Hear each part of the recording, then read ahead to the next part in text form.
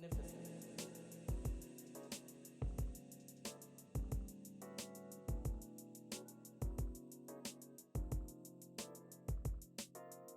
them what your name is.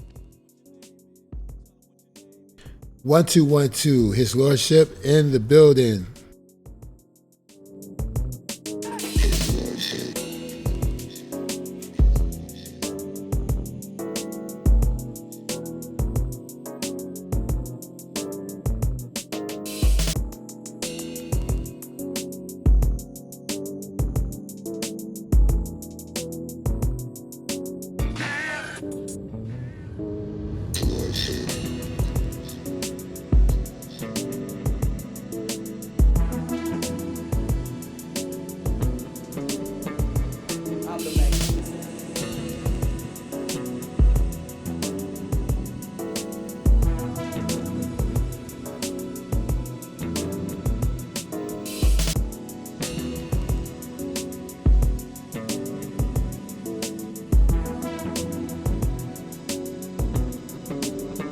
His Lordship in the building. We hitting on all 6 cylinders.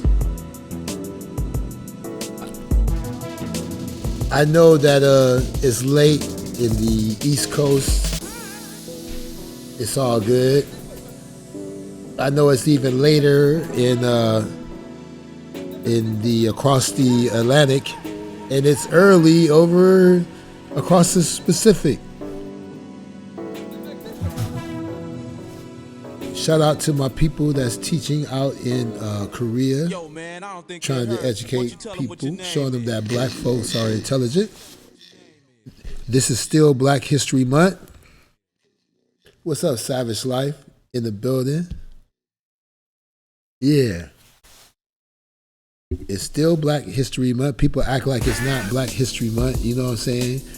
This is about my 4th installment for Black History. So at the end of the year, at the end of the day, they can say, yeah, Lordship's a troll or whatever. Lordship ain't shit, but he still spoke on Black history. You know what I'm saying?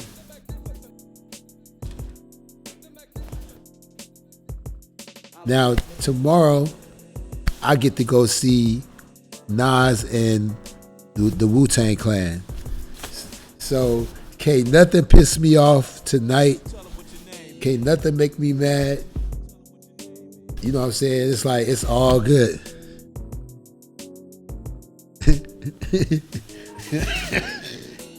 Some trolls have class.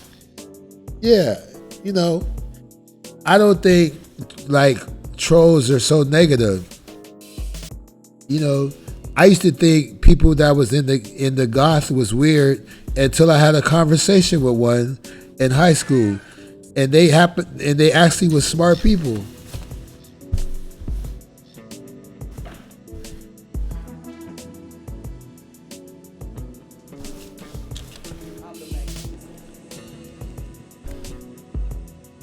Yes, man.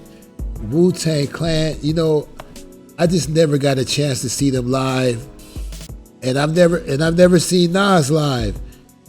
And they're gonna be together? What are the odds of that? These motherfuckers is getting old, man. They about to be middle age.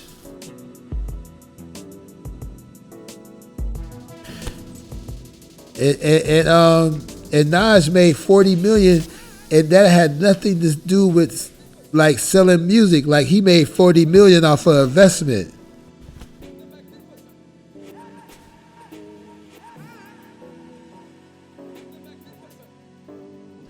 You know, one of the 40 startups that he invested in sold, and his cut was 40 million. Man, I don't think they heard you. Why don't you tell them what your name is?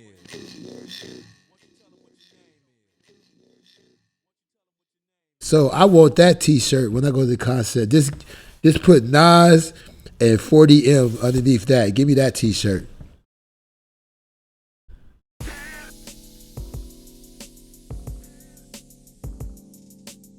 Yo, I gotta hear that Nature Boy diss track. It's another one. I gotta hear it.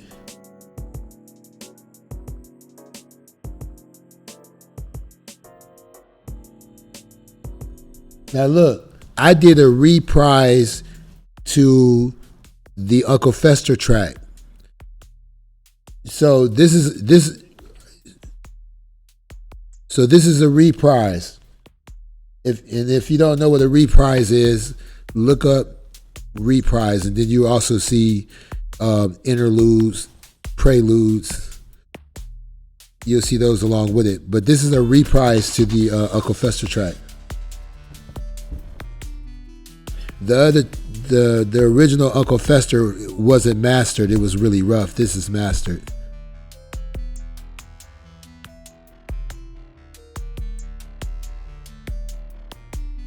Oh, okay. I'll do that. Yeah, this is the reprise, and I mastered this. The original track with the rap vocals on it wasn't mastered. The bass was just blowing speakers. So this one is actually longer than the rap. This is the instrumental, but it's about 40 seconds longer than the original track.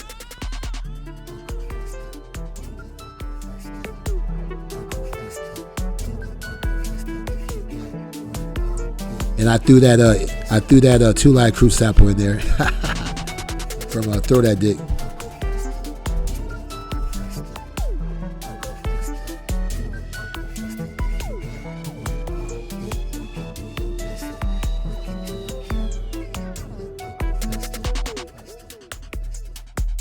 So this is a pop-up live, and I just wanted to do something for Black History.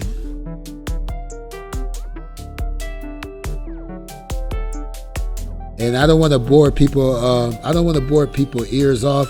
So what I'm gonna do is so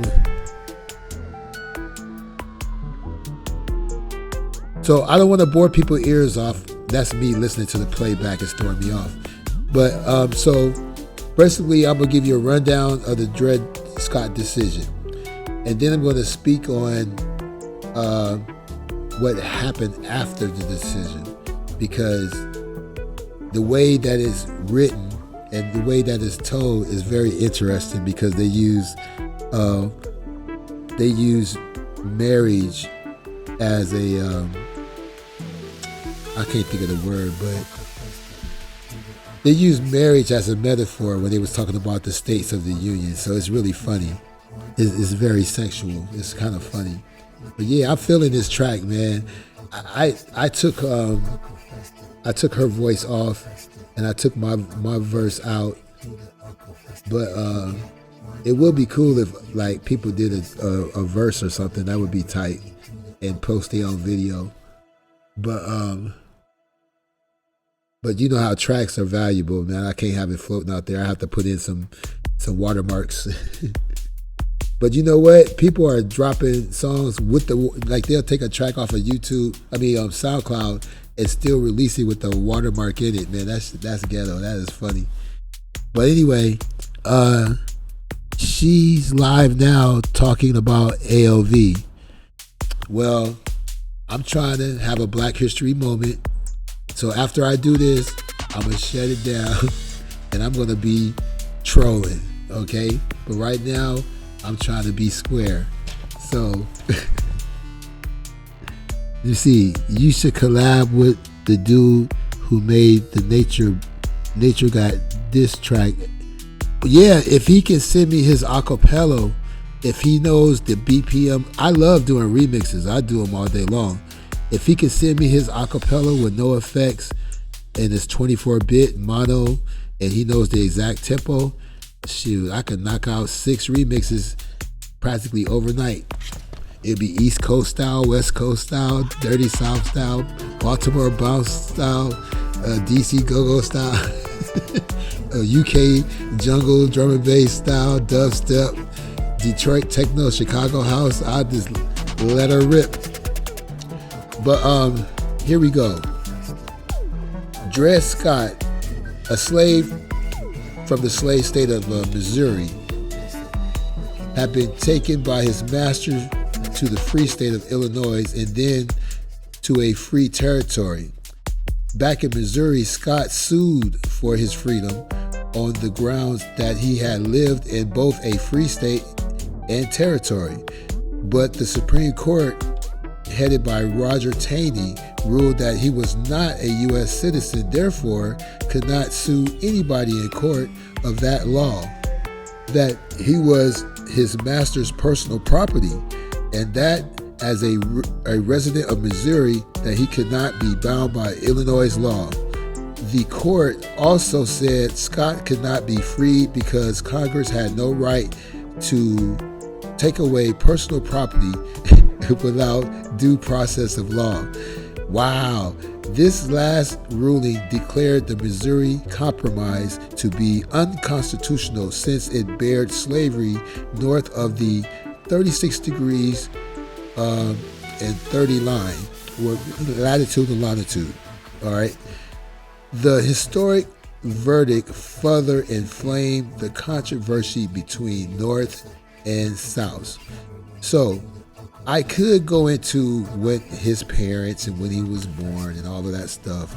But basically what happened was he was passed down as almost like something you inherit.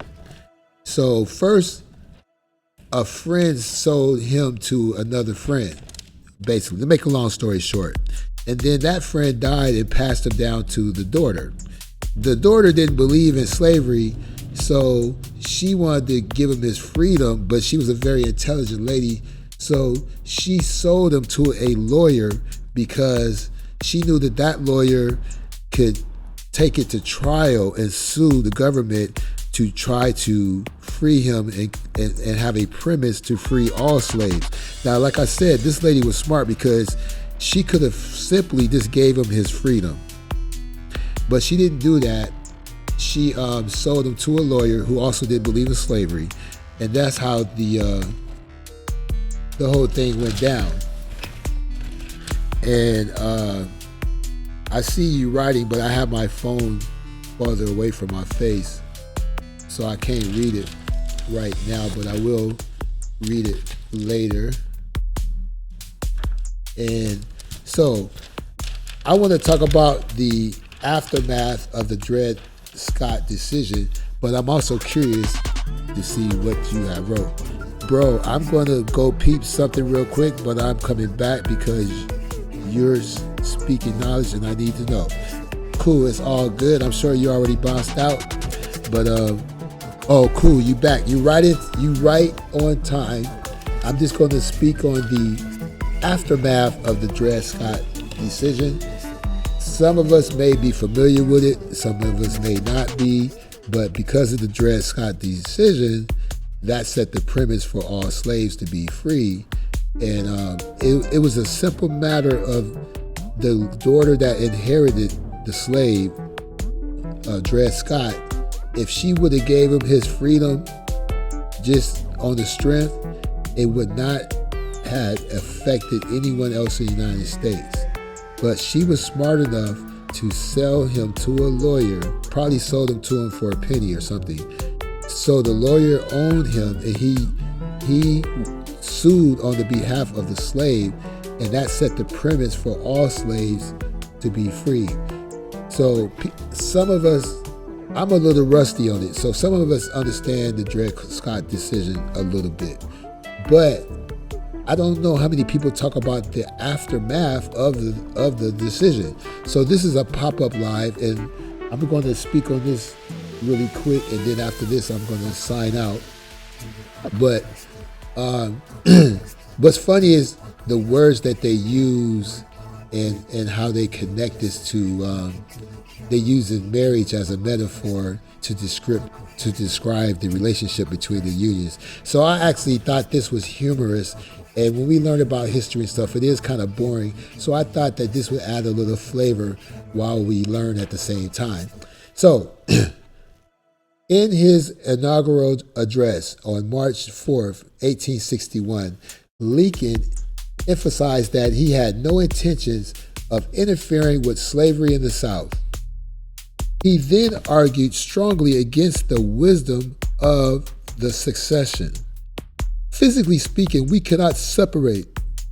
We cannot remove our respective sections from each other. nor build a impassable wall between them. A husband and wife may be divorced and go out of the presence and hold on.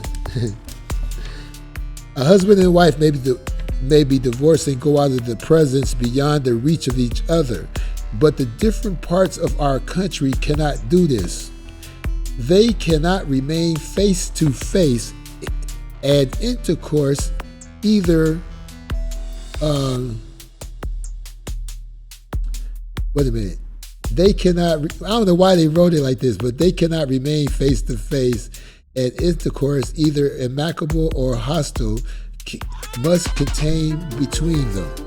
So it is possible then to make that intercourse more advantageous or more satisfactory after separation than before.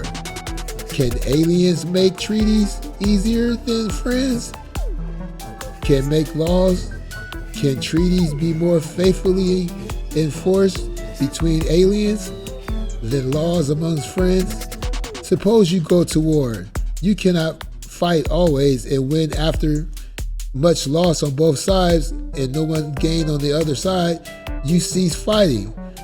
The identical old question as to terms of intercourse are again upon you. Very colorful writing. Oh, this is interesting. Near the close of his address, Lincoln put the issue of peace or war squarely up to the South. So Lincoln was a freak. You see how he put that in his speech? That had nothing to do with anything. He gonna use marriage and sex to describe the relationships between the unions. So near the close of his address, Lincoln put the issue of peace or war squarely up to the South. It is safe to assert that no government proper ever has provision in its organic law for its own termination. No state upon its own mere motion can lawfully get out of the Union. In your hands, my dissatisfied fellow countrymen, and not mine, is the momentous issue of civil war. The government will not assail you. You can have no conflict without being yourselves the aggressor. You have no oath registered in heaven to destroy the government, while I shall have the most solemn one to preserve, protect, and defend it. Here was no James Buchanan telling the state that they could not succeed from the Union, and then saying almost in the same breath the government had no power to act against succeeding states. Buchanan, who trustfully felt that the Supreme Court decision could settle the emotional charged slavery question, still felt that the presidency had no power to preserve, protect, or defend the Union. Buchanan drew no inspiration, no strength from the example of President Andrew Jackson when he forced South Carolina to obey the laws of the land in 1833. So after the Confederate attack on Fort Sumter in April of 1861 had brought civil war, Lincoln told the special session of Congress, this issue embraced more than the fate of the United States. It presents to the whole family of man the question whether a constitutional republic or democracy, a government of the people by the same people, can or cannot maintain its territorial integrity against its own domestic foes. It forces us to ask, is there in all republics this inherent and fatal weakness? Must a government of necessity be too strong for the liberties of its own people, or too weak to maintain its own existence? So, viewing the issue, no choice was left but to call out the war power of the government, and so to resist force employed for its destruction by force for its preservation. So during the cruel war years, Lincoln continued to clash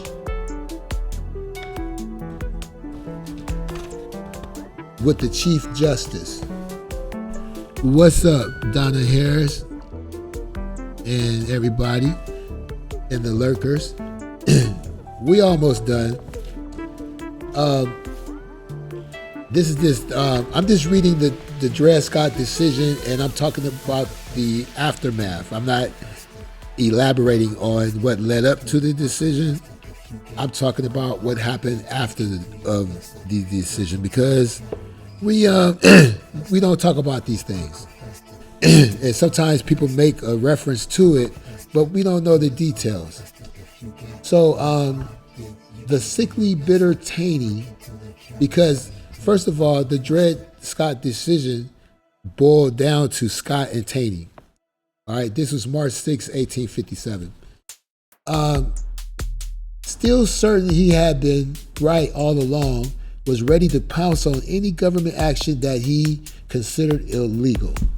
To combat the activities of persons who opposed the war, Lincoln had suspended the writ of habeas corpus. This meant that a person could be arrested and imprisoned without a trial in the regular civil courts. In a test case of this, John Merryman, a strong secessionist, was arrested and brought to Fort Henry in Baltimore, Maryland. Taney, who was sitting as a circuit judge at the time, issued a writ of habeas corpus, which directed General Cadwalader, the military commander at Fort McHenry, to bring Merryman to Baltimore Federal Court. Now, before I go on, Dred Scott was, in a way, he was a free man because he was in a free state. But they said because he set foot back on slave land that he forfeited his freedom. You can't win with these people. That's just something I wanted to throw in there. So anyway, Cadwalader refused to obey because Lincoln had suspended the right to habeas corpus. Taney then sent the United States Marshal to arrest the general for contempt of court. The Marshal was briskly turned away by a century, and Taney did not send him back, but instead wrote an opinion known as the ex parte Merryman, or the ex parte. So in it, he declared that Congress alone, not the president, had the power to suspend the right to habeas corpus. When Taney was sent his opinion to Lincoln, the president turned it over to his attorney general. That official told Lincoln that Taney was wrong, so the president simply ignored the ex parte Merryman, and the Supreme Court blunder in the Dred Scott case had so weakened that its standing with the public that the few complaints were voiced when Lincoln shrugged off Taney's opinion.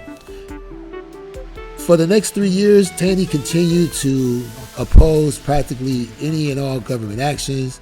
The steady growth of Lincoln's war power set Taney's teeth on the edge. And when the Supreme Court decided by a 5-4 vote that Lincoln had the power to blockade the southern coast, Taney was one of the dissenters. He also wrote other opinions on cases that had not reached the court. Taney wanted to be ready if given the chance. One opinion held that the Conscription Act, drafting men for war services, was unconstitutional. Another Taney opinion ruled against Lincoln's Emancipation Proclamation, freeing the slaves in the Confederacy. In 1864, at the age of 87, In 1864, at the age of 87, the combative Chief Justice died. See, these little details people don't really know, and I don't even know. At a memorial service of the Boston Bar, a generous tribute to his long career was delivered by ex-Justice Benjamin R. Curtis, who had clashed so bitterly with him in 1857. After the war ended, Congress in 1868 passed the 14th Amendment to the Constitution, and ratification of it by states were completed by July 28th of that year. This amendment set aside the Dred Scott decision by declaring Negroes and all other born or neutralized in the United States citizens of the United States. So this amendment set aside the Dred Scott decision by declaring Negroes and all other born or naturalized in the United States citizens of the United States. Dred Scott himself did not live to hear this news. He died in St. Louis in 1858, 10 years before the ratification of the amendment that would have made him a United States citizen. So I did not talk about the whole Dred Scott ordeal. Feel free to look it up. If you need an author's name, Frank B. Latham, Latham, would be interesting. You can find out Dred Scott's story, because basically a slave owner had owned his father, and then he bought another slave that became his mother, and then they had a child, which was Dred Scott. And they moved out of the slave states and blah blah blah. I didn't want to go into that, but I did want to talk about the aftermath of the decision, and with my voice and stuff like that, it's kind of hard to understand me. But Black History is coming down to the last few days, so I wanted to do something for Black History maybe one more time before the month is out. But yes, the Dred Scott decision was the main factor in freeing the slaves. And so if you know nothing about slaves being freed, that's where you can start. And it was a simple matter of one person selling a slave to another friend, because they knew that friend had the knowledge to sue the government and take them to court. That person could have just let Dred Scott go because they didn't believe in slavery anyway, but that would have did nothing for the greater good. You see what I'm saying? So, what's up, Observer? I'm done. Please check out the playback. I just read excerpts from the Dred Scott decision, and I focus on the aftermath of the Dred Scott decision. Excuse my hoarse voice and stuff. It might be hard to understand where I was talking about, but it was very interesting how they wrote it and how they used marriage and intercourse to describe the relationship between the Union States. And if you are enjoying the music, this is the reprised instrumental of the Uncle Fester track, and I'm going to let that rock for a minute, and then I'm going to sign out. Peace and hair grease. Thanks for coming through. And this is his Lordship out. Oh, what did it say? Yeah, I got to check the playback. This is interesting. Get well soon. Thanks, bro. Peace and hair grease.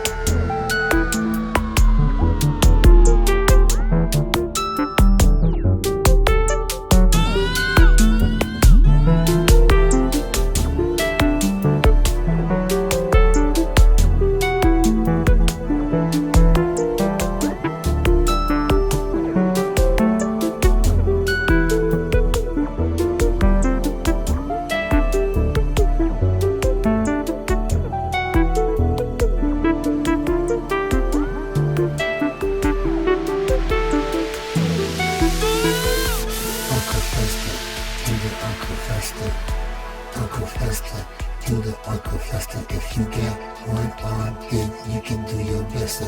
Look into the camera when you do the Uncle Fester. Uncle Fester, do the Uncle Fester. Uncle Fester, do the Uncle Fester. If you got one arm, then you can do your best. Look into the camera when you do the Uncle Fester.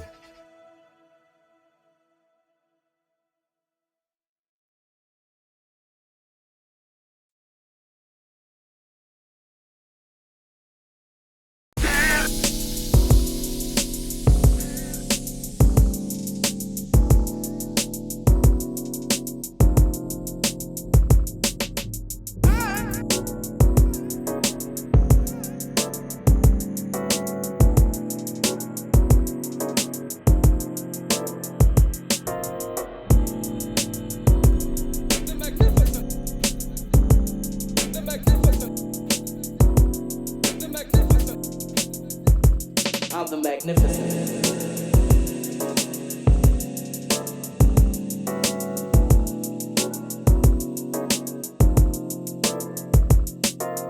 Tell them what your name is.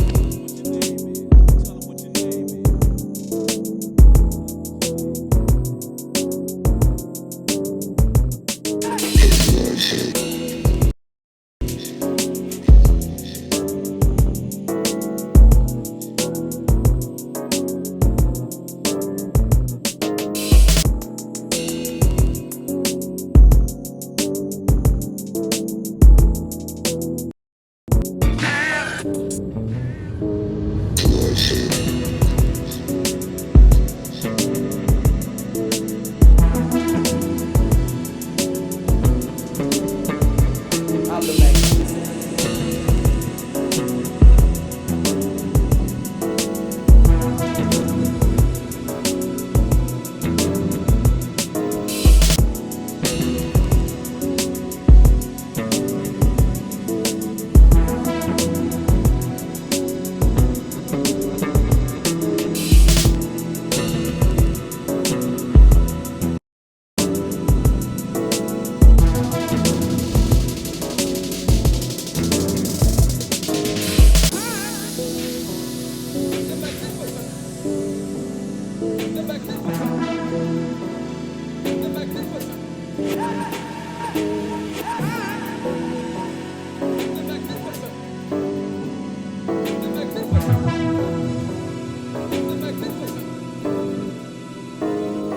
Yo, man, I don't think they heard you. Why don't you tell them what your name is?